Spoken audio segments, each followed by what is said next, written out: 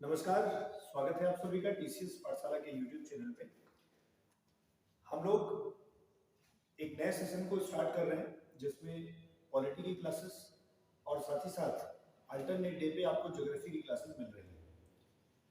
तो ज्योग्राफी की क्लासेस आपकी जो होंगी वो कल के दिन आपको मिलेंगी या कल या परसों से जब भी मैनेज होगा वो चीज़ें आपको मिलती रहेंगी। आज पहले दिन से जीडी की परीक्षाओं और आने वाली आगामी जो यूपीएसआई की परीक्षाएं हैं उनको देखते हुए हम लोग आपके लिए पॉलिटी का व्यक्तिगत अगर मैं बात करूं, चूंकि पूरी टीम आएगी तो टीम में अलग अलग विषय के अलग अलग लोग लेकर के आपके लिए मेहनत कर रहे होंगे सब्जेक्ट को। वो आपको टीचिंग भी करवाएंगे, साथ ही साथ आपको क्वेश्चंस की भी प्रैक्टिस करवाएंगे जो संभावित होंगे आपके प्रश्न पत्र में जो आ सकते हो। मेरी जो जिम्मेदारी आपके प्रति है वो अभी इस सेशन में पॉलिटी की है, तो मैं आज से आपके लिए पॉलिटी की शुरुआत कर रहा हूँ, भारतीय राज्य व्यवस्था की शुरुआत कर रहा हूँ। और इंडियन पॉलिटी में मैं आपको एक एक करके सारे टॉपिक कंप्लीट करूंगा जिसके माध्यम से आप जितने भी प्रश्न आते हैं आपकी परीक्षाओं में, वनडे एग्जाम्स में, वो सब के सब क्लियर होंगे। तो चलिए हम लोग टॉपिक को शुरू करते हैं। अब वो कोई भी परीक्षा हो, अगर वहां पे संविधान से प्रश्न आते हैं तो निश्चित तौर पर आपको बेनिफिट होगा। ठीक है, तो चलिए आज की क्लास को शुरू करते हैं। आज जो हम टॉपिक स्टार्ट करेंगे बहुत ही सिंपल, या सिंपल ना कहा जाए तो मैं बोलूंगा बहुत ही इंपॉर्टेंट है जिस टॉपिक को शुरू कर रहे हैं। और ये टॉपिक की शुरुआत आज हम लोग करेंगे वो है संसद। ठीक है, जिसे आप पार्लियामेंट भी कहते हैं।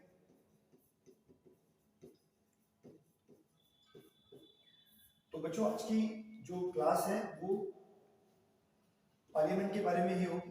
ठीक है, और हम आपको एक एक करके 2 से 3 क्लासेस होंगी जिसमें डिटेल में एक एक चीज आपको समझाएंगे कि बेसिक्स क्या होता है पार्लियामेंट का, कौन सी व्यवस्था है संसदात्मक व्यवस्था और कैसे कहां से अपनाया गया। साथ ही साथ हम आपको यह भी बात बताएंगे कि पार्लियामेंट में जो 2 सदन होते हैं, राज्यसभा और लोकसभा, कौन सा ज्यादा इंपॉर्टेंट है, किसका महत्व ज्यादा है और किसके जो अध्यक्ष होते हैं उनके कार्य क्या होते हैं, सदस्यों के कार्य क्या होते हैं, या भारतीय राज्य व्यवस्था में भारतीय राजनीति में कितना हस्तक्षेप इन सदनों का होता है। तो एक एक करके हम लोग हर बातों में डिस्कस करेंगे।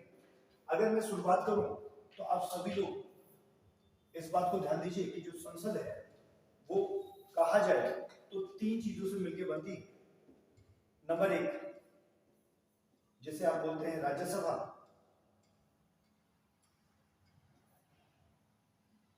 मैं हिंदी लिखने का प्रयास करता हूं, राज्यसभा। ठीक है,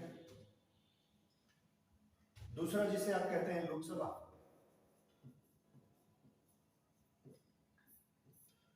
और तीसरा जिसे आप कहते हैं राष्ट्रपति। तो जब संसद की बात होगी और आपसे पूछा जाएगा कि संसद किन चीजों से मिलकर बनती है, तो आपका हमेशा उत्तर जो होगा वो होगा कि यह 3 चीजों से मिलकर बनती है। एक तो राज्यसभा अथवा लोकसभा भी आप कह सकते हैं, राज्यसभा, लोकसभा और राष्ट्रपति, मतलब ये तीनों चीजों से मिलकर के आपका जो संसद होता है वो तैयार होता है। इससे पहले कि मैं संसद के बारे में थोड़ा सा आगे बढ़ूं, मैं आपको कुछ एक बहुत ही जरूरी बातें यहाँ पर बताना चाहता हूँ, आप इसे थोड़ा ध्यान से देखिए। जब भी कभी किसी सरकार की बात होती है या हम अपने ही सरकार की बात करें तो सरकार के 3 प्रमुख अंग होते हैं जिसे आप कुछ इन नामों से जान सकते हैं कि एक तो आप कहते हैं कि विधायिका होती है, एक कार्यपालिका होती है,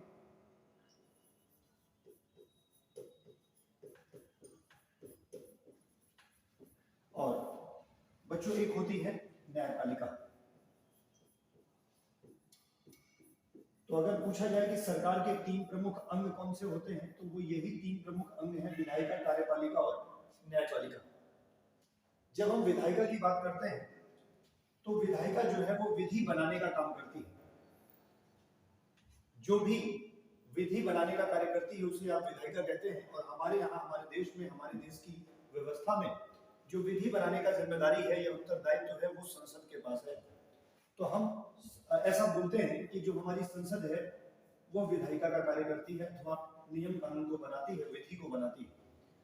और यह जो नियम बनाती है, जो कानून बनाती है, इस कानून को लागू करवाने वाले का कार्य जो होता है, जो इसे लागू करवाता है, उस व्यक्ति को हम क्या बोल रहे होते हैं, या उस पूरी बॉडी को हम क्या बोल रहे होते हैं, उसे हम बोलते हैं कि वो कार्यपालिका है।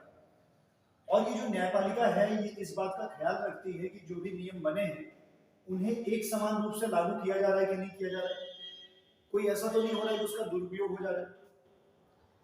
तो जो संसद द्वारा बनाए गए अथवा विधायिका द्वारा बनाए गए कानूनों को लागू करने में अगर कोई विषमता होती है या समान रूप से लागू नहीं होता है, तो उस बात की जांच पड़ताल, यदि कोई प्रताड़ित है तो वो भी जाकर के कहां पे अपील कर सकता है, तो वो न्यायपालिका होती है। हालांकि हमने अपनी न्यायपालिका जो है वो अमेरिका देश से अपनाई है। जैसे अमेरिका में एक स्वतंत्र न्यायपालिका होती है, वैसे भारत की भी न्यायपालिका कैसी है, एकदम स्वतंत्र है। स्वतंत्र न्यायपालिका होने का मतलब है बच्चों कि ना तो विधायिका का और ना ही कार्यपालिका का उस पर कोई हस्तक्षेप नहीं।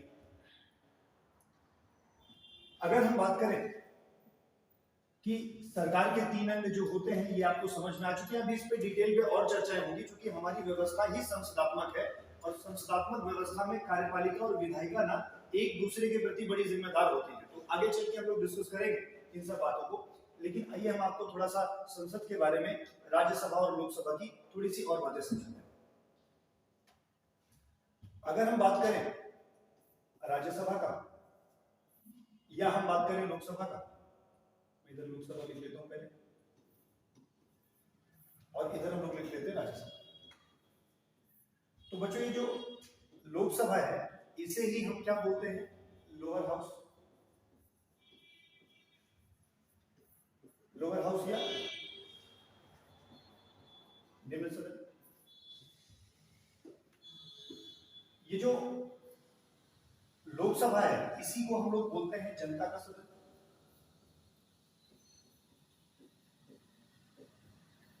इसी को हम लोग बोलते हैं छोटों का सदन।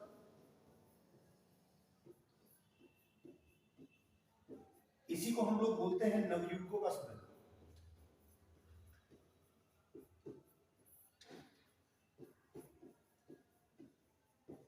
और इसे ही हम लोग बोलते हैं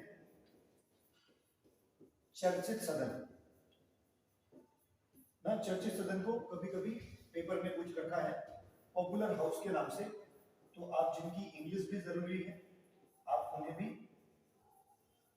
लिखते चलेंगे, याद करते चलेंगे। तो ये जो लोकसभा है जिसे आप लोअर हाउस कहते हैं, जनता का सदन कहते हैं, छोटों का सदन कहते हैं, नवयुवकों का सदन कहते हैं या चर्चित सदन कहते हैं, इसमें ना जो लोग जाते हैं वो जनता द्वारा प्रत्यक्ष चुने हुए होते हैं।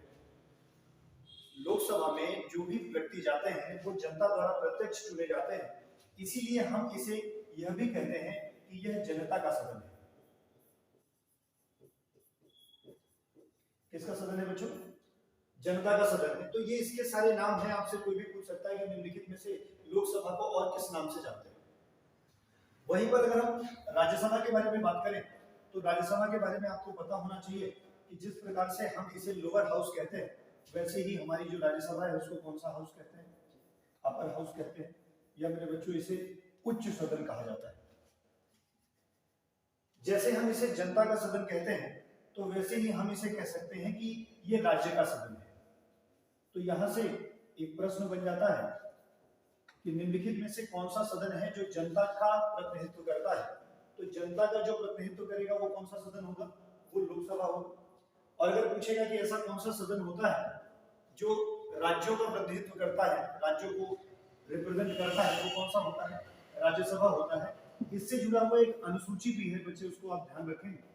अनुसूची नंबर 4, अनुच्छेद नंबर 4 नहीं है ये ना, मैं करेक्ट कर देता हूँ, अनुसूची, ठीक है। अनुसूची नंबर 4 जो है वो किससे संबंधित है, राज्यसभा में कितनी सीटें किस राज्यों से जाएंगी। तो हम लोग अनुसूची जब पढ़ेंगे तो अलग से डिटेल में उस पर बात करेंगे। तो अभी बस जुड़ा हुआ था तो मैंने लिख दिया, तो उसे याद करें। इसी के साथ बच्चों आपको यह भी ध्यान रखना है, ये जो राज्यसभा है इसे ही हम लोग बोलते हैं बड़ों अथवा बुजुर्गों का सदन।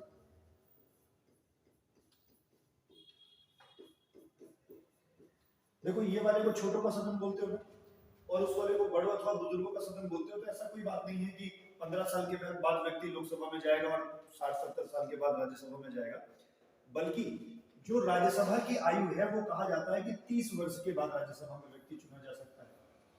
और जब हम इससे तुलना करते हैं तो यहाँ पर 25 वर्ष में ही लोकसभा का व्यक्ति चुना जा सकता है। तो जरा सा कंपैरिजन करिए, तुलना करिए, ये बड़े लोग यहाँ पे जाते हैं और यहाँ पर छोटे लोग जाते हैं, तो इसे ही बोल सकते हैं नवयुवकों का या छोटों का सदन। और चूंकि इसकी तुलना में यहाँ पे लोग बड़े होते हैं तो हम ऐसा बोल सकते हैं ये बड़ों का सदन है। जो मिनिमम आयु है कि जिसके बाद लोकसभा अथवा राज्यसभा में जा पाएंगे वो यहाँ पे 25 और वहां पे 30 दी गई है। यही कारण है बड़ों अथवा छोटों का सदन कहे जाने। ठीक है, अब आप बातों को समझ पा रहे होंगे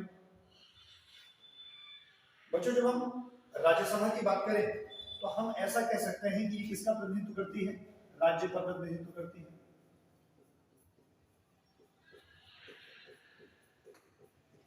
किसका प्रतिनिधित्व करती है? राज्यों का प्रतिनिधित्व करती है। और ये किसका प्रतिनिधित्व करती है? वो जनता का प्रतिनिधित्व करती है। थोड़ी और बातें अगर हम आपको बताना चाहें, वही अभी लोकसभा और राज्यसभा आप कैटेगराइज करके रखिएगा। तो ये जो लोकसभा है ना, ये एक अस्थायी सदन है।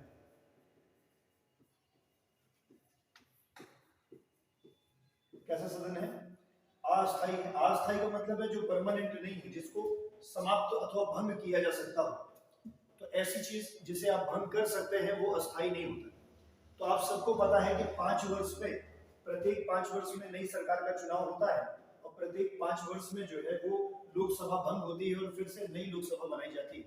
और जो लोकसभा का बहुमत दल का व्यक्ति होता है उसी को हम क्या बोलते हैं? नेता जो होता है उसी को हम प्रधानमंत्री के रूप में चुनते हैं।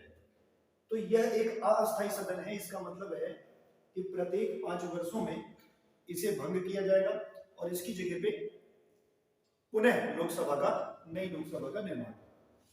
जबकि ये जो राज्यसभा है ये अस्थायी सदन होता है। कौन सा सदन होता है? अस्थायी सदन होता है बच्चों। अस्थायी सदन का मतलब है कि परमानेंट होगा। इसका मतलब है कि इसे भंग नहीं किया जा सकता। जबकि इसका कार्यकाल हम लोग देख रहे थे कि 5 वर्षों का होता है, तो इसका कार्यकाल हम लोग देखते हैं तो कितने वर्षों का होता है? 6 वर्षों का होता है।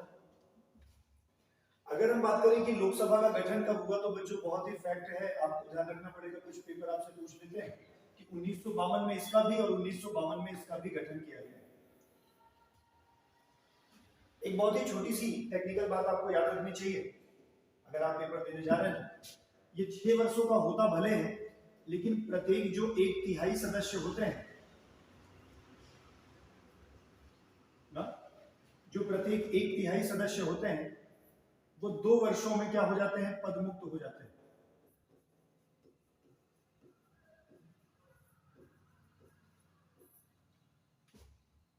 मतलब कि अगर मान लीजिए कुल 33 ऐसे व्यक्ति हों, ऐसे उदाहरण के लिए बोल रहे हैं, ठीक है, राज्यसभा में वैसे तो 250 लोग अधिकतम हो सकते हैं, लेकिन अगर मैं एग्जांपल लूं और बताऊं तो कुल अगर मान लीजिए 33 लोग रहे होंगे, 33 पीपल रहे होंगे, मेंबर्स रहे होंगे राज्यसभा में, तो 2 वर्ष बाद कितने?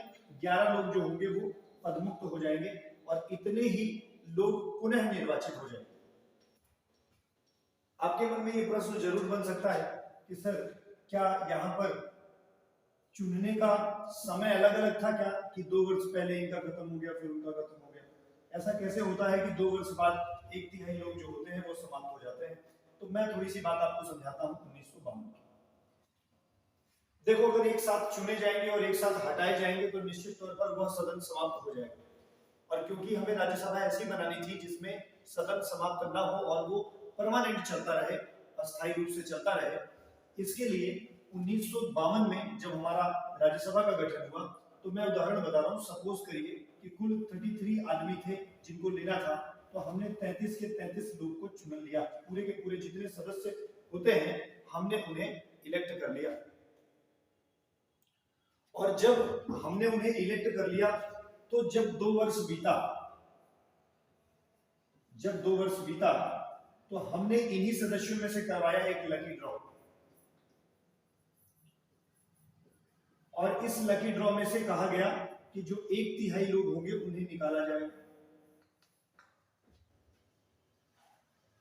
तो हमने क्या कर दिया? 2 वर्ष बाद 11 लोगों को निकाल दिया।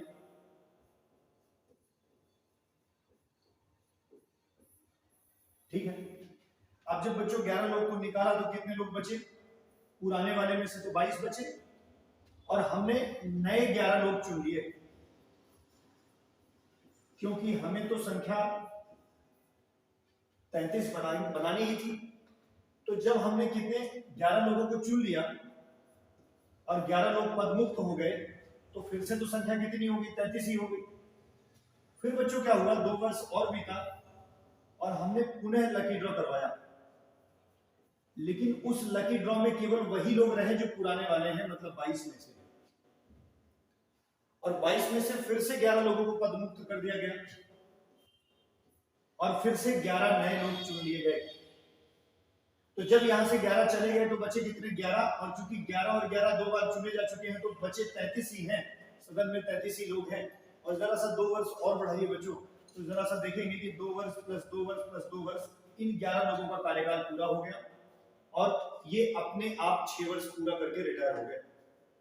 उसके बाद जैसे ही 2 वर्ष आगे बढ़ोगे, ये 11 लोगों का कार्यकाल खत्म हो जाएगा, फिर 2 वर्ष आगे बढ़ोगे तो इनका कार्यकाल खत्म हो जाएगा, ठीक है। और हमने एक ऐसी पद्धति बना दी, एक ऐसा प्रक्रिया बना दिया कि जिससे प्रत्येक 2 वर्षों में 1/3 सदस्यों का कार्यकाल समाप्त हो जाता है और हम 1/3 सदस्यों को पुनः चुन लेते हैं। यहां से एक प्रश्न और बनता है कि सर एक बात बताइए कि जो व्यक्ति आपने निकाल दिए थे या हटा दिए थे, क्या वो दोबारा भी चुने जा सकते थे? तो भैया याद रखना, हमारे चाहे राज्यसभा में हो चाहे लोकसभा में हो, कोई भी व्यक्ति कितनी भी बार चुना जा सकता है, तो री इलेक्ट हो सकते हैं, मतलब कि पुनः निर्वाचित हो सकते हैं। तो यहां का ये डाउट तो क्लियर हो गया होगा, ये पूरा का पूरा मामला क्लियर हो गया होगा। अब थोड़ी सी बात हम किसकी करते हैं? लोकसभा की करते हैं, और ये आपको मैं इस वाली स्लाइड में समझाता हूं। लोकसभा, जिसे आप जनता का सदन अथवा अस्थायी सदन बोलते हैं, जिसे 5 वर्षों बाद भंग कर दिया जाता है, इसी लोकसभा में यह कहा गया कि जो भी सीटें निर्धारित होंगी वो किस आधार पर होंगी? जनसंख्या के आधार पर होंगी। जितनी भी लोकसभा की सीटें होंगी वो किस आधार पर होंगी? जनसंख्या के आधार पर होंगी।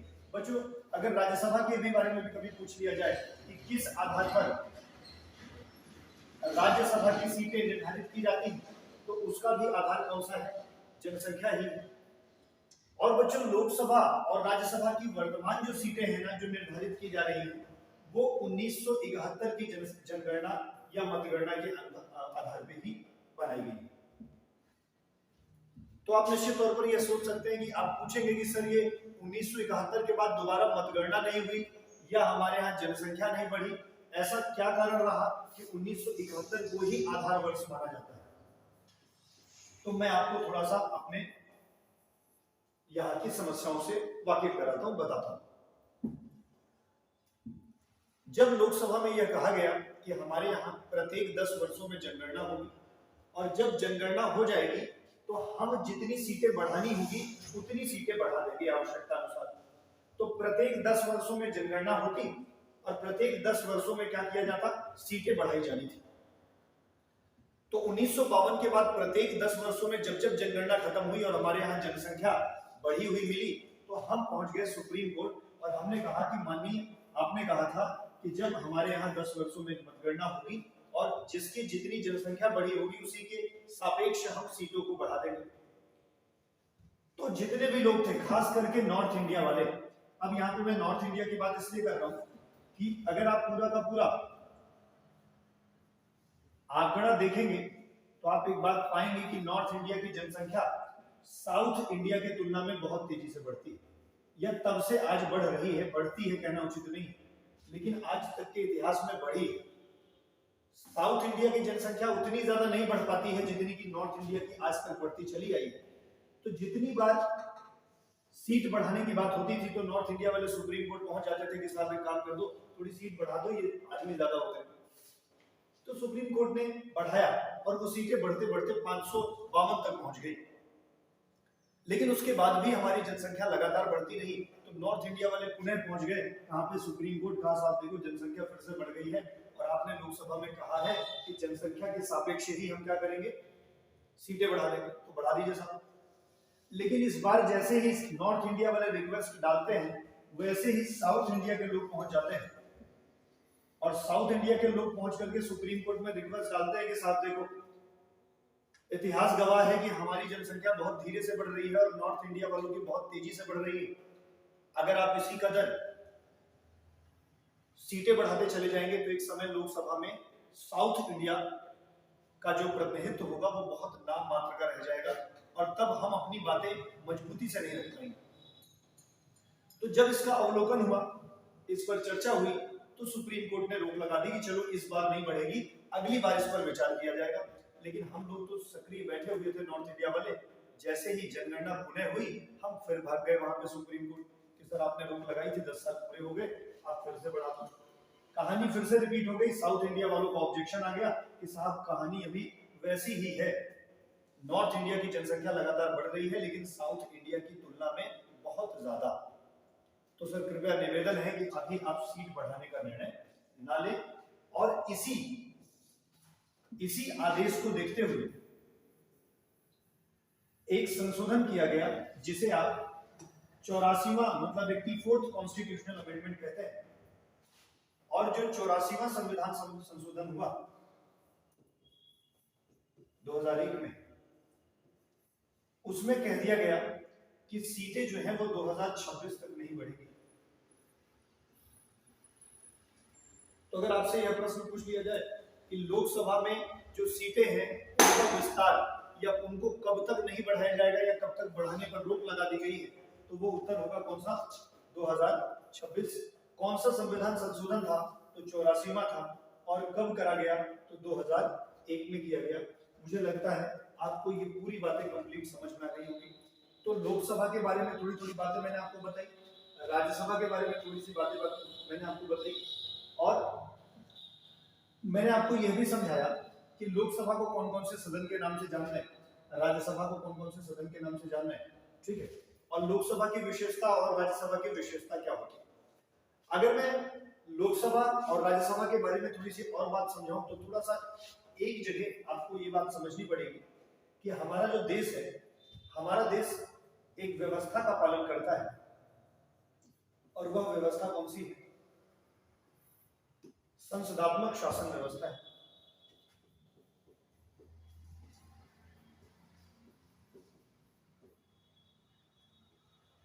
संसदात्मक शासन व्यवस्था है जिसे बच्चों हम लोग क्या बोलते हैं, parliamentary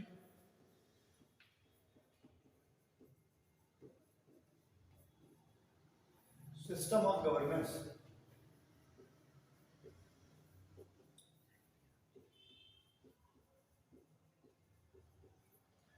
parliamentary system of governance. तो हमारे यहाँ जो है वो कैसी व्यवस्था है, हमारे यहाँ संसदात्मक शासन व्यवस्था है। ऐसा नहीं कि हम विश्व में भी ऐसी व्यवस्था होती है, बल्कि विश्व में देखा जाए तो दो प्रकार की व्यवस्थाएं चलती हैं, एक तो संसदात्मक और एक व्यवस्था कौन सी चलती है, वो चलती है अध्यक्षात्मक, जिसे आप कौन सा बोलते हैं, प्रेसिडेंशियल।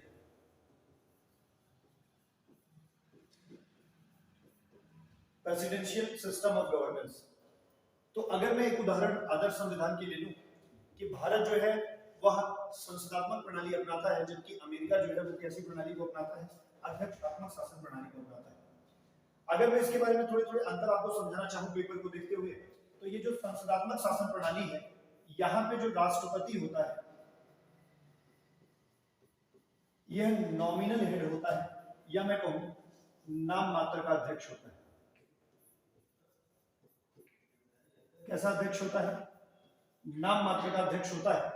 और जबकि जो प्रधानमंत्री होता है वो कैसा होता है, वास्तविक अध्यक्ष होता है। मतलब कि सही सही में शक्ति किसके पास होती है, वह प्रधानमंत्री के पास होती है। तो जो संसदात्मक शासन व्यवस्था है बच्चों, वहां पर नाम मात्र का और वास्तविक दोनों अलग अलग अध्यक्ष होते हैं। और आप यह जानते हैं कि हमारा भारत जो है, जहां पर राष्ट्रपति नाम मात्र का अध्यक्ष है और जो प्रधानमंत्री है उसके पास समस्त शक्तियां हैं। राष्ट्रपति भले ही संविधान का प्रमुख, संविधान का संवैधानिक अध्यक्ष होता है, राष्ट्रपति भले ही कार्यकारी प्रमुख माना जाता है, लेकिन जो वास्तविक प्रमुख है, जो सरकार का प्रमुख है, वो हमेशा कौन माना जाता है, वो हमेशा और हमेशा कौन माना जाता है, वो प्रधानमंत्री माना जाता है। तो मुझे लगता है आपको इतनी बातें समझ में आ रही होंगी कि संसदात्मक शासन व्यवस्था में क्या होता है। संसदात्मक शासन व्यवस्था में जो राष्ट्रपति है वो नाम मात्र का अध्यक्ष होता है, जबकि प्रधानमंत्री वास्तविक अध्यक्ष होता है। जबकि बच्चों ये अध्यक्षात्मक शासन व्यवस्था में क्या होता है, अध्यक्षात्मक शासन व्यवस्था में जो राष्ट्रपति होता है यही सर्वोसर्वा होता है। मतलब यह नॉमिनल हेड भी होता है, मतलब नाम मात्र का अध्यक्ष भी। वैसे नाम मात्र का होता नहीं है, लेकिन अगर कभी प्रश्न पूछ ही ले, एक परीक्षा में पूछा हुआ है कि किस व्यवस्था में नाम मात्र का अध्यक्ष या वास्तविक अध्यक्ष दोनों एक ही होते हैं, तो वो कौन होगा, वो अध्यक्षात्मक शासन व्यवस्था होगी। क्योंकि इसमें जो है वो पूरा का पूरा कार्यभार किसके ऊपर होता है, राष्ट्रपति के ऊपर होता है। एक बात और आप लोग को काफी परेशान करती है, उसको भी यहीं पे निर्णय ले लीजिए कि आप कहते हैं कि जब एक ही व्यक्ति के ऊपर निर्णय का कार्यभार होगा तो वो काम बड़ा तेजी से करेगा। जैसे कि अगर हम अध्यक्षात्मक शासन व्यवस्था की बात करें बच्चों, तो अध्यक्षात्मक शासन व्यवस्था में कोई भी निर्णय ना बड़ा जल्दी से लिया जाएगा, क्योंकि किसी से पूछना नहीं। क्या करना है कि अगर लगता है उस राष्ट्रपति को कि ये काम जरूरी है तो राष्ट्रपति तुरंत आदेश देगा और राष्ट्रपति के आदेश पर तुरंत वह कार्य कर लिया जाएगा। जबकि संसदात्मक शासन व्यवस्था में ऐसा नहीं।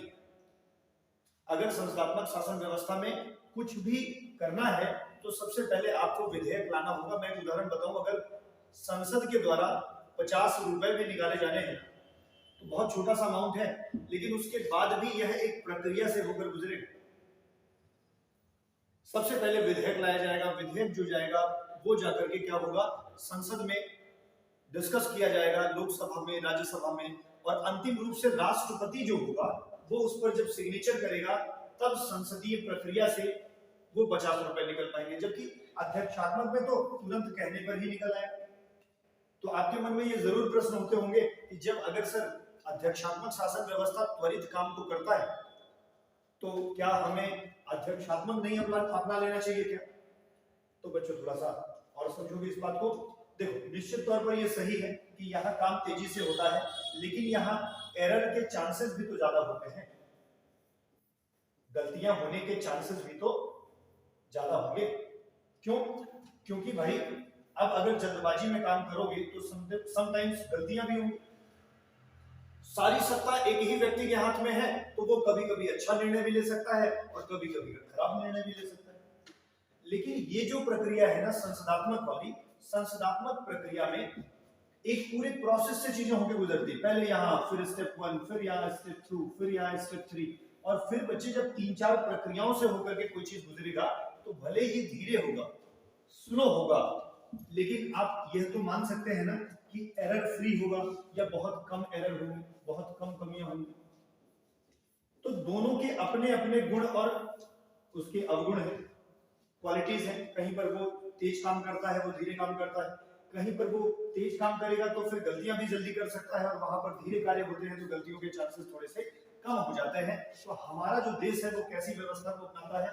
हमारा देश जो है वो संसदात्मक शासन व्यवस्था को अपनाता है। एक प्रश्न पूछा जाता है कि संसदात्मक शासन व्यवस्था किस देश से ली गई है, तो हमारे यहाँ ब्रिटेन के देश से संसदात्मक शासन व्यवस्था ली गई है जो हम चलाते हैं। अब हमें बहुत ज्यादा मतलब किससे नहीं रह गया, अध्यक्षात्मक शासन व्यवस्था से, क्योंकि हमारा देश कैसा अपनाता है, संसदात्मक शासन व्यवस्था। तो आइए हम आपको संसदात्मक शासन व्यवस्था के बारे में थोड़ी सी और बातें बताते हैं। अगर मैं संसदात्मक शासन व्यवस्था की बात करूं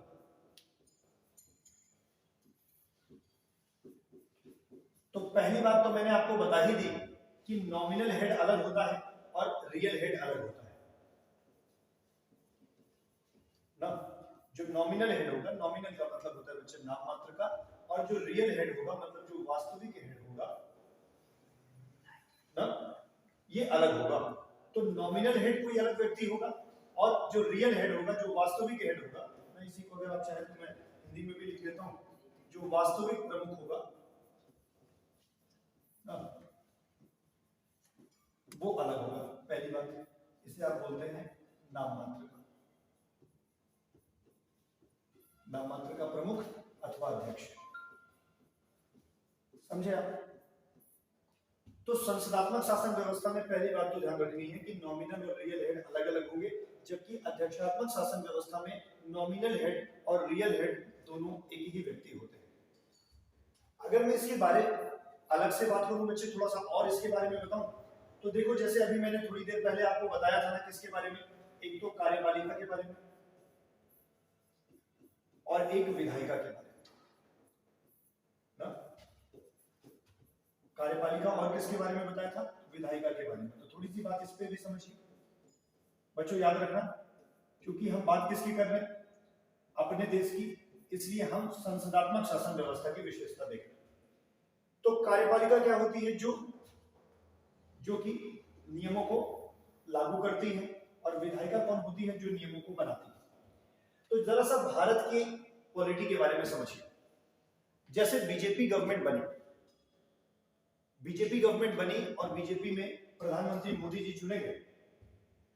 तो जब मोदी जी चुने गए तो पीएम ने क्या किया, लोकसभा से और राज्यसभा से, लोकसभा और राज्यसभा से दोनों में से मिला करके एक जितने भी मंत्रियों की आवश्यकता थी वो सारे के सारे मंत्रियों को चुन लिया और अपनी कार्यपालिका बना दी।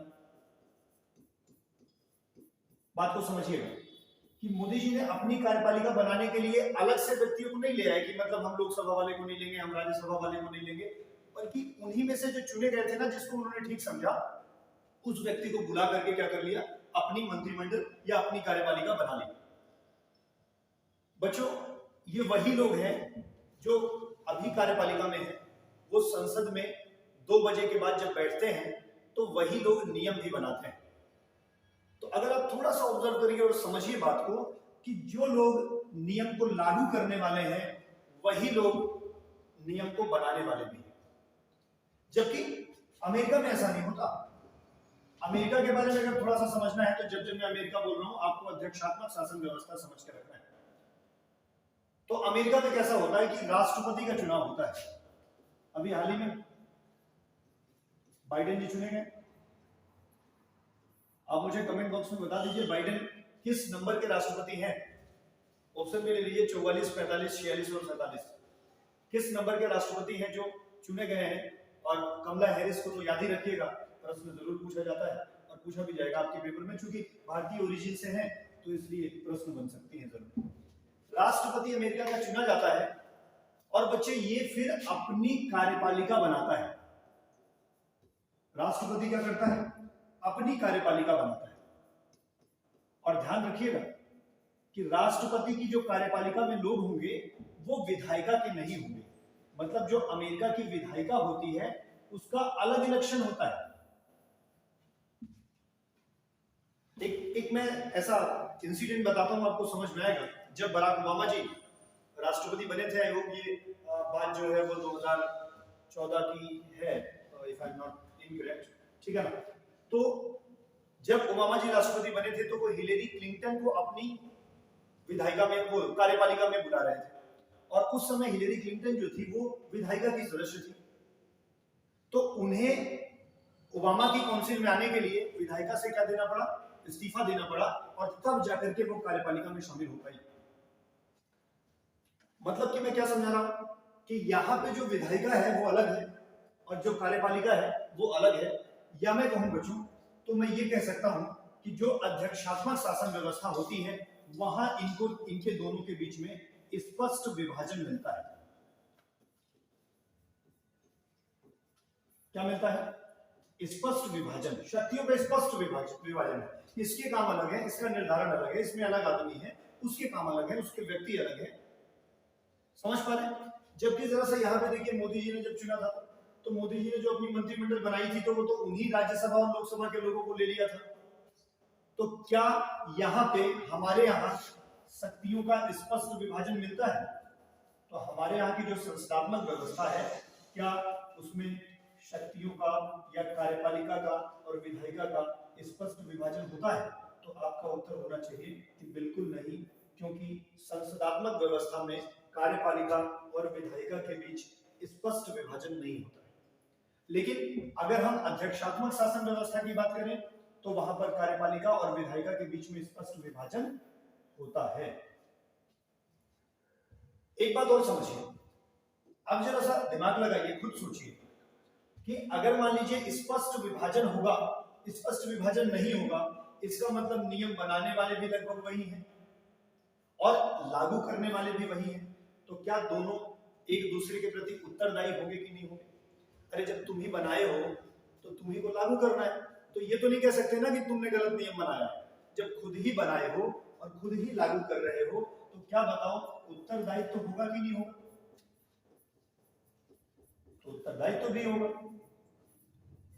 तो कार्यपालिका और विधायिका एक दूसरे के प्रति जिम्मेदार होंगी, कार्यपालिका और विधायिका एक दूसरे के प्रति उत्तरदायी होंगी। ये किसकी विशेषता है? ये विशेषता है संसदात्मक शासन व्यवस्था की। लेकिन यहां देखो, नियम अलग व्यक्ति बनाएगा, लागू अलग करेगा, तो ये तो भाई साहब कह सकते हैं कि तुमने गलत नियम बनाया है इसलिए हम इसको लागू नहीं करेंगे, और ये विवाद का विषय बन सकता है। तो क्या कार्यपालिका विधायिका के प्रति और विधायिका कार्यपालिका के प्रति उत्तरदायी है? दोनों में विभाजन है ना, तो दोनों की पावर अलग अलग है और दोनों के काम अलग अलग हैं, तो इसीलिए उनके बीच में आपसी तालमेल की थोड़ी कमी पाई जा सकती है। मैं नहीं कह रहा पाई जाती है, लेकिन अगर कहा जाए कि क्या इनके बीच में अकाउंटेबिलिटी होगी, उत्तरदायित्व तो होगा, क्या कार्यपालिका विधायिका के प्रति और विधायिका कार्यपालिका के प्रति उत्तरदायी होगी अध्यक्षात्मक व्यवस्था में? तो आपका उत्तर हो जाएगा बिल्कुल नहीं होगी। तो इस तरह से आपने संसदात्मक शासन व्यवस्था की कुछ विशेषताएं आपने देखी कि संसदात्मक शासन व्यवस्था की कौन कौन सी विशेषता होती है, अध्यक्षात्मक और संसदात्मक शासन व्यवस्था में कौन कौन से अंतर होते हैं, मैंने यह भी आपको क्लियर किया। आइए मैं थोड़ी सी एक लास्ट टॉपिक पे आपसे डिस्कशन करता हूं, जिसकी कहानी हम लोग आगे बढ़ेंगे। याद करिए, मैंने आपको सबसे पहली वाली स्लाइड में कहा था कि जो संसद है अथवा जो पार्लियामेंट है वो तीन चीजों से मिलकर के बनती है। नंबर एक, आपने लिखा था या नोट्स बनाई होगी, आप देख लीजिएगा फिर से, लोकसभा होती है। नंबर दूसरी कौन सी होती? राज्यसभा होती ना। और नंबर तीसरा कौन सा होता है? राष्ट्रपति। तो मेरे बच्चों, ये जो राष्ट्रपति है ना, हमारा पूरा फोकस इस पे होना चाहिए, ध्यान दो, पूरा फोकस राष्ट्रपति पे ले आओ। लोकसभा राज्यसभा के बारे में बेसिक्स क्लियर हो चुके हैं, मैंने जितना बताना था या जितना आपकी परीक्षा के लिए जरूरी था वो बता दिया। अगर मैं कहूं कि राष्ट्रपति के बारे में ध्यान दो, तो ध्यान ये देना है, ये जो राष्ट्रपति होता है ना, ये ना तो राज्यसभा का सदस्य होता है और ना तो ये राष्ट्रपति लोकसभा का सदस्य होता है। तो जब ये राष्ट्रपति लोकसभा का भी सदस्य नहीं है और ये राष्ट्रपति राज्यसभा का भी सदस्य नहीं है, तो ये सदन का अभिन्न अंग क्यों है? समझे? जब राष्ट्रपति ना तो लोकसभा का मेंबर होता है ना ही वह राज्यसभा का मेंबर होता है, तो वो इम्पार्शियल पार्ट ऑफ पार्लियामेंट क्यों कहलाता है? मतलब वह जो है संसद का अभिन्न अंग क्यों कहलाता है?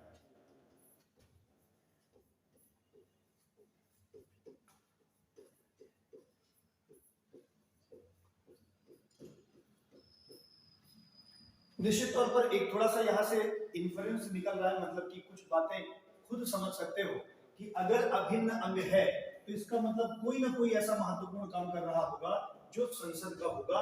बिना उसके, या कहा जाए बिना उसके रहने पर संसद थोड़ी अधूरी सी लगेगी, या मैं कहूँ संसद के कुछ काम नहीं हो पाएंगे, या उसकी कुछ जिम्मेदारियां नहीं कम हो पाएंगी, कुछ भी ऐसा हो सकता है।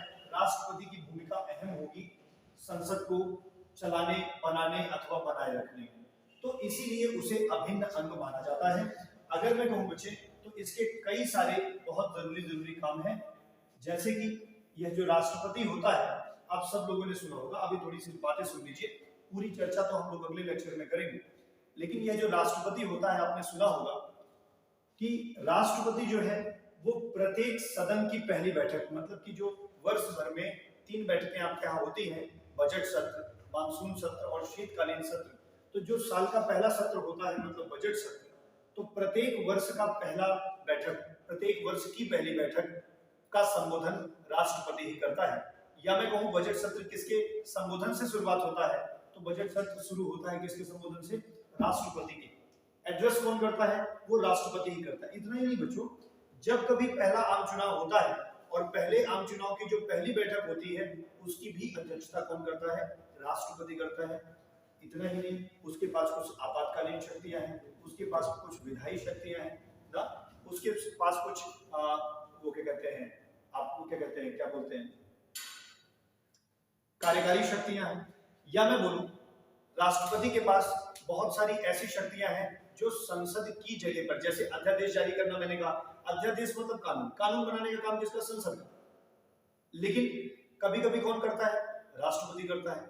तो इसका मतलब यह है कि राष्ट्रपति कई ऐसे महत्वपूर्ण कामों को करता है, ठीक है, संयुक्त बैठक को बुलाना हुआ, किसी की नियुक्ति करना हुआ, ठीक है, आपातकाल में क्या कहते हैं उसकी घोषणा करनी हुई, युद्ध की समाप्ति करनी हुई, सेनाओं का अध्यक्ष बनना हुआ, मतलब ऐसे बहुत सारे जरूरी काम हैं जिसकी वजह से राष्ट्रपति को अभिन्न माना जाता है।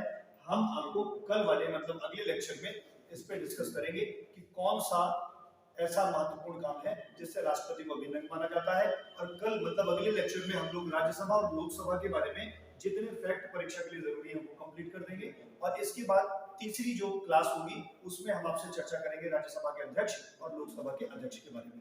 3 से 4 क्लासेस होगी, 1 घंटे की, 45 मिनट की जो भी होती है, लेकिन एक बार पढ़ने के बाद वो सारे के सारे डाउट्स और क्वेश्चंस आपके सॉल्व हो जाएंगे जो आपकी परीक्षाओं में आते हैं और जो आपके वनडे परीक्षाओं के लिए जरूरी है, ठीक है।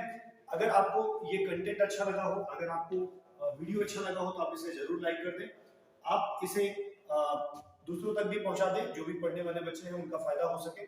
और जो भी परीक्षाएं आपकी होंगी, मेरा प्रॉमिस बस इतना ही है कि आपको इस कंटेंट से उन सारी परीक्षाओं में बहुत सारी मदद मिलेगी, ठीक है। हम आपके लिए लगातार काम करते रहेंगे। आपका कार्य बस इतना है, उत्साहवर्धन के लिए आप क्या करेंगे? लाइक कर देंगे, अगर चैनल पे नए होंगे तो आप सब्सक्राइब भी कर देंगे, ठीक है। Thank you very much, will see you tomorrow right back.